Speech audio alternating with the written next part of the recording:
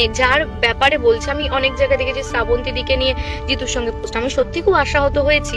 কেননা আমি কখনোই ভাবতে পারিনি যে মানে শ্রাবন্তীর সঙ্গে খুবই ভালো সম্পর্ক। আমি যখন লন্ডনে গিয়েছিলাম তার সাথে আমি মানে ফিশ এন্ড চিপস খেয়ে। শ্রাবন্তী চ্যাটার্জির সঙ্গে দ্বিতীয়বার মুভি করছে অভিনেতা জিতু কামাল।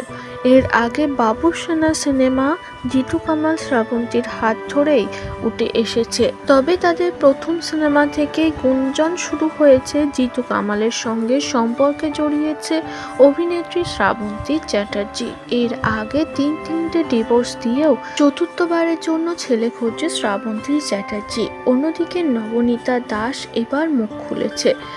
ডিভোর্সের 2 বছর পর নবনীতা জানায়, একটা সময় যখন শ্রাবন্তীর সাথে বাবুসোনা সিনেমার জন্য আমরা সবাই লন্ডনে গেছিলাম, তখন জিতুর সঙ্গে মানুষজন যখন শ্রাবন্তীকে নিয়ে বদনাম করেছিল, ভেবেছিলাম এটা মিথ্যে, কিন্তু আজ বুঝতে পারছি শ্রাবন্তীর সঙ্গে সম্পর্কে রয়েছে জিতু কামাল।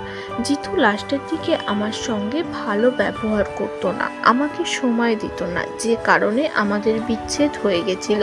নবনীতা বলে, এখন বুঝতে পারছি আসলে জিতু আমাদের সম্পর্ক থাকাকালীনই, বাবুসোনা সিনেমার শুটিং চলাকালীনই অভিনেত্রী শ্রাবন্তীর সাথে সম্পর্কে ছিল, আর যে কারণে আমাদের সম্পর্কটা টিকিয়ে রাখতে চায়নি সে।